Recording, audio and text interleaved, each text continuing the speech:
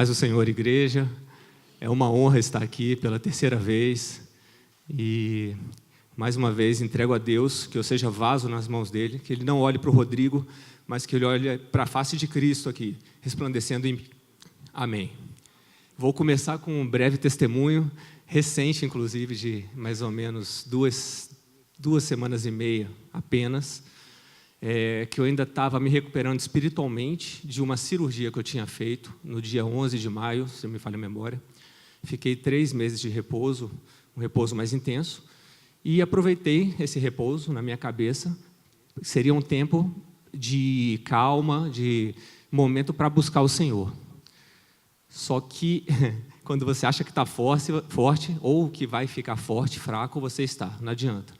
Então, foi um momento oposto, um momento de guerra, onde eu baixei as guardas, onde eu ouvi vozes estranhas, veio temor, veio tremor. E, resumindo tudo isso, há 2 semanas atrás, eu pedi um café, marcar um café com o pastor Márcio, para falar olho no olho com ele, com todo amor, porque ele realmente sempre trata a gente com muito amor e carinho. Mas, naquele momento, eu ia falar que eu gostaria de ficar apenas com a célula, porque é um lugar que eu me sinto confortável. A gente procura, irmãos, estar na nossa zona de conforto. Em algum momento, a gente procura estar na zona de conforto. E aí que está o cuidado, aí que está onde o cristão não pode baixar as guardas. E é onde eu baixei, é onde eu dei vazão, e eu estava indo naquele café já, dentro do meu carro, desliguei o carro, pronto para falar para o pastor: pastor, eu quero ficar somente ministrando a célula, porque eu sou líder de célula com a minha esposa. E vou continuar na igreja, lógico, mas não quero mais do que isso, me sinto extremamente desconfortável no púlpito. Não é confortável, mas para a glória de Deus, né, que a gente se deixe, glória a Deus. Mas, enfim, desliguei o carro, falei: não, pai, não posso sair desse carro se antes falar que seja feita a tua vontade e não a minha, não o meu querer. O Rodrigo, a carne está pulsando uma coisa, mas que seja feito o teu querer. Sentei naquela mesa de café, o pastor sentou. Ô, meu querido e precioso irmão, antes de mais nada, de começarmos, por favor, abra sua agenda. Veja a sua disponibilidade no dia 23 de setembro. Estou sentindo no coração de você levar a palavra lá na igreja. Falei: amém, pastor. Ele não sabe desse feedback, ele vai saber. Sirva de testemunho, porque testemunho gera cura em nossas vidas, libertação, e o Senhor quer trabalhar, começando por mim. Então, irmãos, amém. Nosso tema aqui é: para onde irei sem a sua presença, Senhor? Cabe outra pergunta também: até onde eu vou sem a sua presença? Não tem, é certo, uma hora a gente vai cair. Então, o texto base é esse, Salmo 139, de 1 a 13. Tá? E eu vou fazer uma breve apresentação aqui dos salmos. São aproximadamente 150 salmos, grande maioria, eu acho que 70, 73 escritos por Davi, outros pelo rei Salomão, por outro rei Asaf. Então, eram homens ali que estavam clamando pelo Senhor, clamando. Então, no Salmo, o Deus dos Salmos é apresentado como um Senhor dos Senhores, um Deus que ouve, atende e socorre a aflição dos aflitos, os nossos temores. Ele nos socorre, Ele está sempre pronto a nos ouvir, a nos atender. É um Pai que preside todo o universo.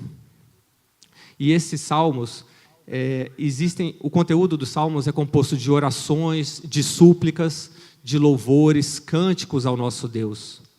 Vamos começar, antes da palavra em si, projetar, por favor, Tiago 5, versículo 13. Está alguém entre vós aflito? Ore. Está alguém contente? Cante louvores. Aqui, Tiago nos dando a receita, né? Como que o Senhor quer nos ouvir. Na aflição, fale com o Pai, fale com Deus. Ele está pronto a nos ouvir, a nos curar, a trazer luz para nossas vidas. E na aflição também. Então, Ele é esse Senhor dos senhores, e a sua grandeza é insondável, homem algum consegue atingir. Sabedoria, conhecimento humano nenhum consegue alcançar a sabedoria do nosso Pai.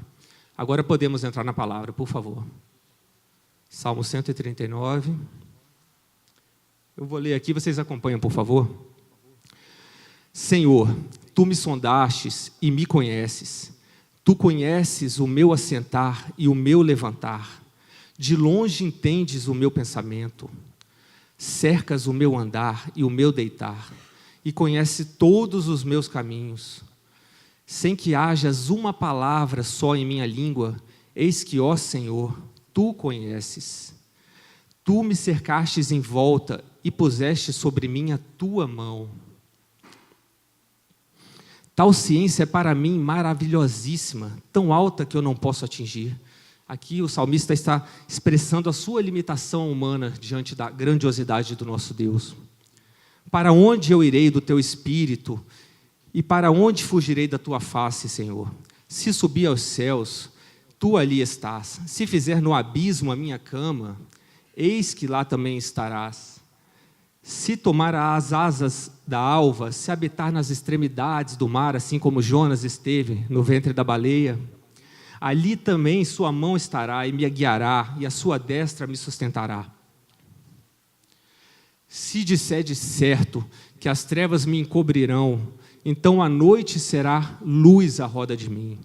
Nem ainda as trevas me escondem de Ti, Senhor, mas a noite resplandece como o dia, e as trevas e a luz são para Ti a mesma coisa. Então esse Deus é capaz de mudar as circunstâncias a nosso favor, não por merecimento, mas para cumprir em nós, na vida de cada um de nós, os propósitos dEle, os planos e projetos dEle, do Senhor para as nossas vidas.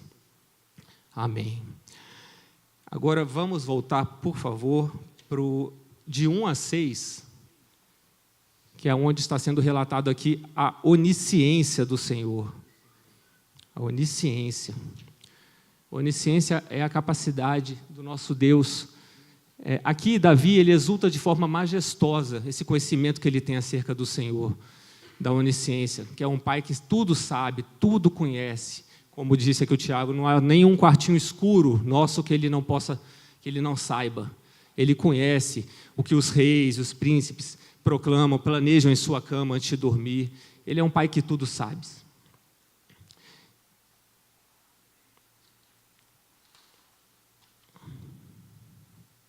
Ele conhece todas as coisas, e todas as coisas estão nuas e patentes aos olhos do Senhor. Elas existem plena e absolutamente. Tudo que há no universo, o Senhor nosso Deus é capaz de preencher todo o universo, porque Ele o criou. Por favor, Eclesiastes 1 a 9.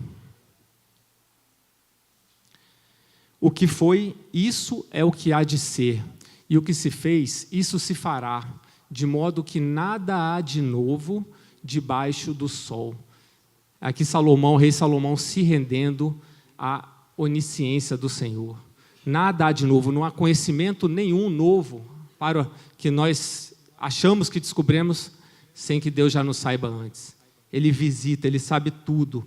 Ele é o Deus, em Hebreus 13, acredito que 8, Ele é o mesmo ontem, hoje e será eternamente. Esse é o nosso Deus, que tudo sabe, tudo vê, tudo preside, é o Todo-Poderoso, Onipotente Pai. Amém. Aqui o sábio Salomão, então, ele afirma que não há nada de novo debaixo do sol, aos olhos do homem. Agora, por favor, em 1 Coríntios 4, 5. Isso. Deus é onisciente, sabe todas as coisas, sabe o que os soberanos planejam em sua cama antes de dormir. Ele conhece os segredos mais ocultos e escondidos de cada homem. Portanto, irmãos, nada julgueis antes do tempo, até que venha o Senhor, o qual trará à luz as coisas ocultas das trevas e manifestará os desejos dos corações, e cada um receberá segundo a sua aprovação, segundo o seu merecimento perante o Senhor.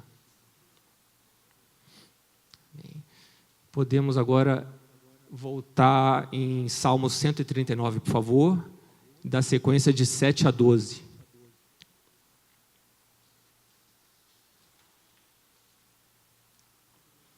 Aqui Salomão, então, registrando: Senhor, para onde me irei do teu espírito? Ou para onde fugirei da tua face, Senhor? É o Deus onipresente, que está em todos os lugares e ocupa todos os lugares, a todo tempo. E conforme um teólogo, Bancroft, falou, sua presença é real e pessoal, ainda que não seja física, porque Deus é espírito, mas Ele trabalha cada um de nós de forma única, real e pessoal. Ele ama cada um de nós da forma dele e quer tratar e quer nos curar, começando por mim aqui, irmãos. Então, se subir ao céu, tu lá também estás. Se fizer o abismo, no abismo a minha morada, também estarás. Então, não tem como fugir dos olhos de Deus. Mais cedo ou mais tarde, a gente tem que se render. Para onde iremos sem a sua presença? Lugar algum. Lugar algum. Ou melhor, se formos mais duros, né? Para a morte, né? Para a morte eterna.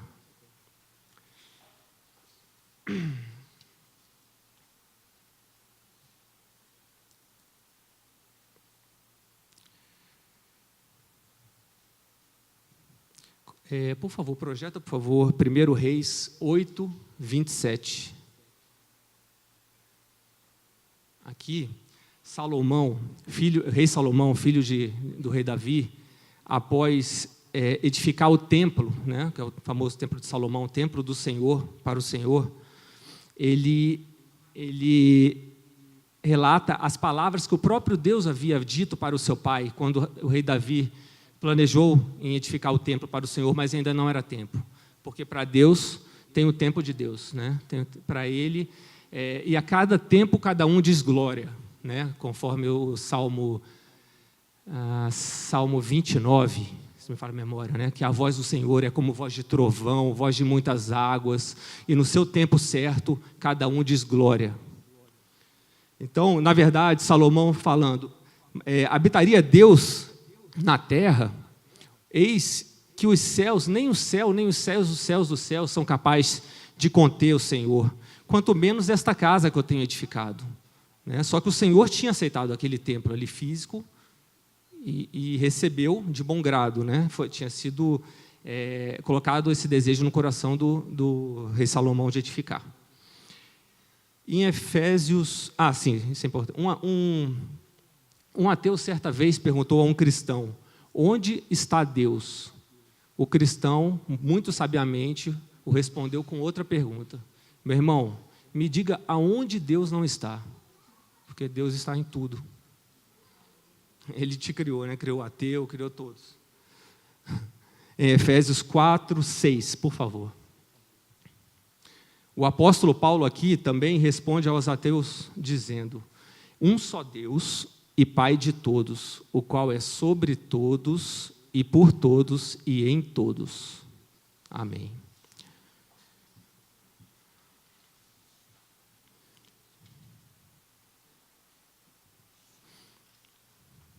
Bom, acredito que o que eu senti no coração de trazer dessa primeira parte foi isso. Agora vamos, por favor, falar um pouquinho de Jonas. Além da minha Bíblia, é uma Bíblia do pregador pentecostal de estudo, eu também busquei também conhecimento nesse livro aqui de Jonas, de Hernandes Dias Lopes, um homem que preferiu morrer a obedecer a Deus. Porque eu me senti como Jonas naquele momento de fuga de mim mesmo, enfim, e muitas vezes na noite eu pedia para minha esposa orar, trazendo refrigério sobre mim, e naquela aflição, e inclusive aqui, irmãos, eu quero proclamar sobre a igreja, sobre mim, sobre cada um de nós, que seja cumprido em nós os propósitos do Senhor, que sejam propósitos de luz, de paz, que sejam propósitos semelhantes ao do rei Davi, segundo o coração de Jesus, recebam, de garra, de ousadia no Senhor. Viemos para ser cabeça e não cauda. Viemos para ser vaso nas mãos do oleiro, do grande oleiro. Repreendo nesse momento, Senhor, aqui da sua igreja, da minha vida, no poderoso sangue de Jesus, todo chamado de Saul. Não aceitamos, Senhor. Viemos para ser cabeça. Amém, Senhor. O profeta Jonas, irmãos, Ele exerceu seu ministério por volta do 8º século antes de Cristo. O seu nome significa pomba, o que é até uma certa ironia. O livro de Jonas é um livro todo especial, todos são, mas ele é trabalhado de forma diferente, e com contrastes, com ironias, assim, nas mãos do Senhor, né? Então, Jonas foi um dos primeiros profetas hebreus a ser chamado, ser comissionado por Deus para levar a mensagem de Deus, mensagem de salvação aos ninivitas. Tá? Nínive era a capital da Assíria, e tinha por volta de 120 mil habitantes, a cidade de Nínive. E Deus levantou o profeta, né, filho também de outro profeta, esqueci o nome do pai dele, Acai, Jonas, para levantar e para ir pregar para esse povo, para os ninivitas. E Jonas era judeu, e os judeus naquela época costumavam ser muito exclusivistas, achar que as bênçãos de Deus eram somente para eles, e que para os pagãos em geral caberia o preço do cumprimento a compaixão divina seria por os judeus, restando-se apenas o preço do juízo divino para os outros povos. E não é assim que Deus trabalha, né? Sabemos, Ele ama a todos. Ele veio primeiro para os judeus, mas para alimentar aquele povo de tal maneira de sabedoria do Senhor, para ganhar o mundo, né? E não guardar o Senhor numa caixinha, não guardar para si. Então, Jonas é um livro, eu não estou fazendo citações diretas, porque Jonas é um livro curto, com apenas 4 capítulos, onde o primeiro capítulo é feito... Só um minutinho.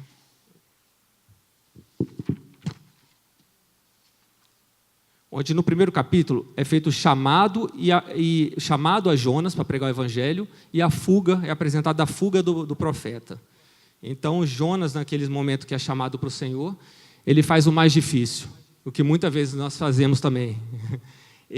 O Senhor chamou ele para pregar em Nínive, ele pagou um navio e foi para o extremo oposto, ele foi para Tarsis. Então, assim, muitas vezes nós pagamos, infelizmente, irmãos, pagamos o preço, um alto preço, para fugir do Senhor, sendo que o maior preço ele já pagou, o preço de sangue na cruz do Calvário, o preço para a remissão dos nossos pecados, né, para a mudança de vida, para arrependimento.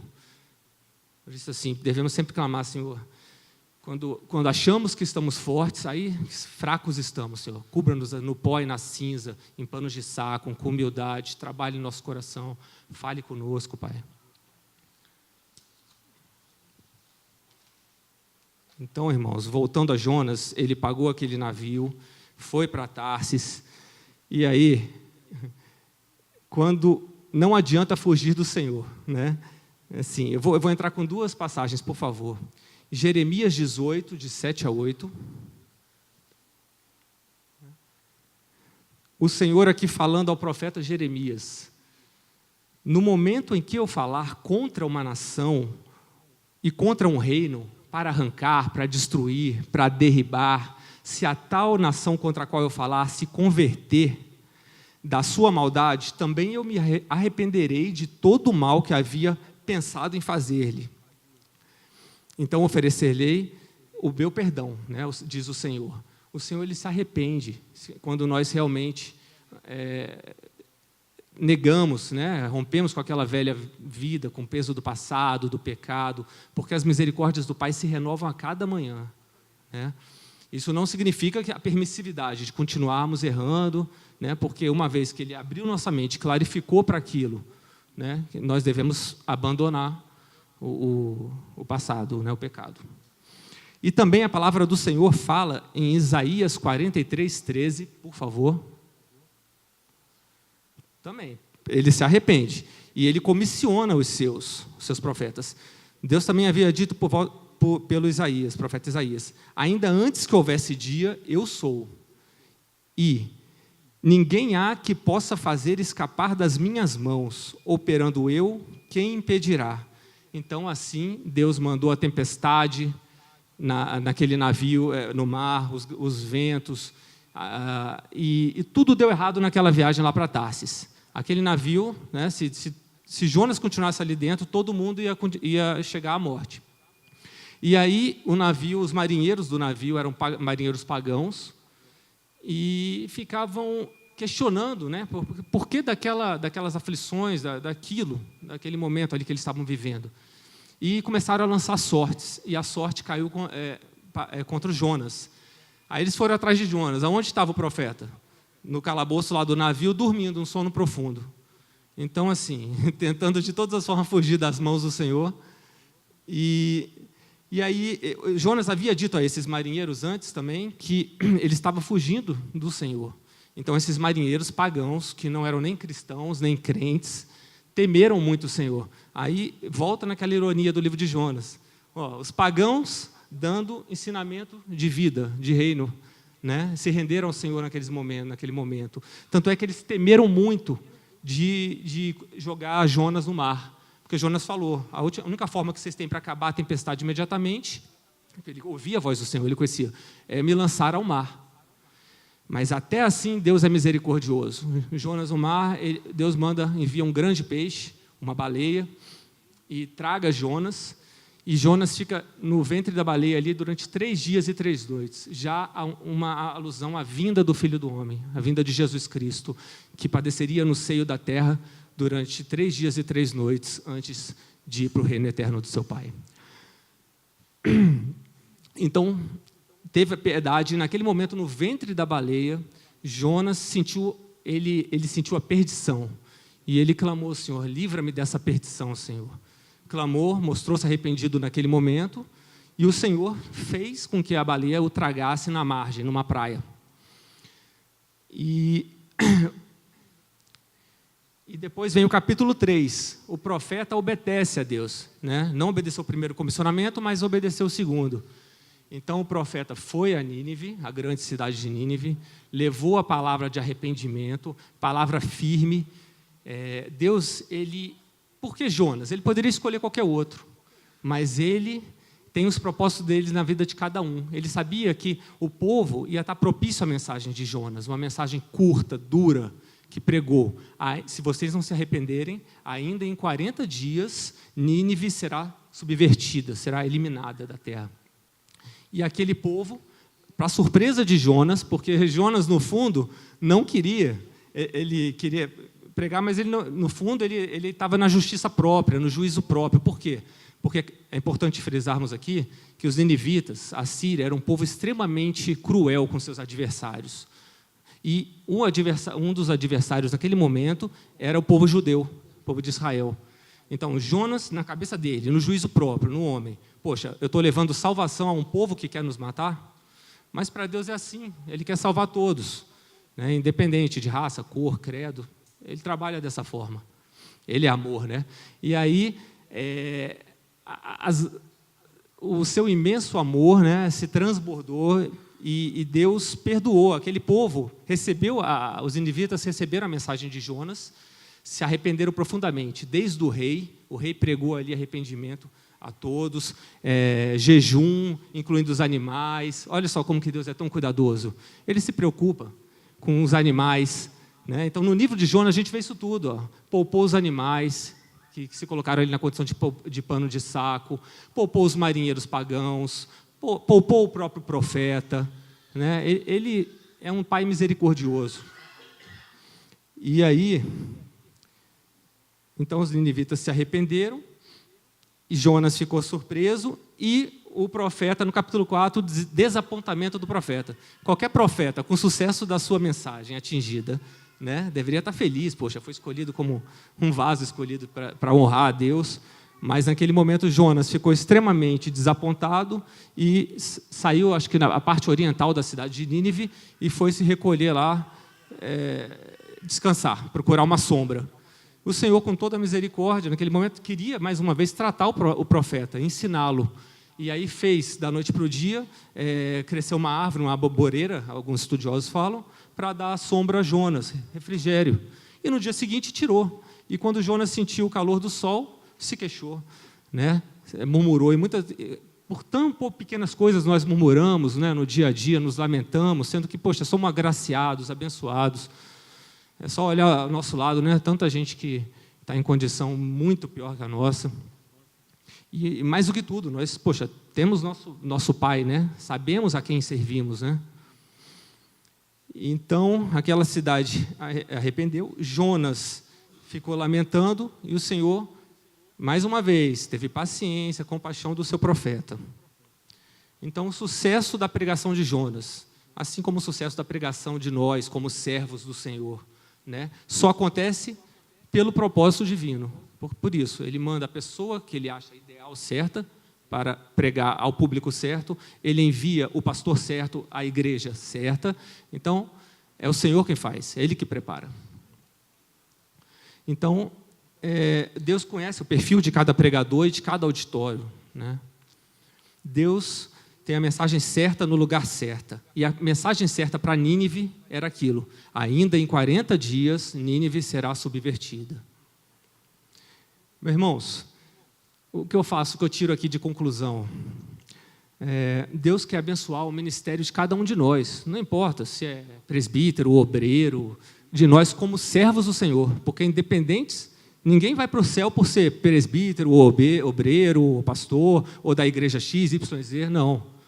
Independente, ele quer abençoar o seu filho, a quem se entregou de verdade para ele, né? Entregou sua vida de coração. E o Senhor nos torna bem-sucedidos, apesar de nós, apesar de toda a nossa relutância, de toda a nossa limitação, Ele nos torna bem-sucedidos, para que a sua palavra alcance corações.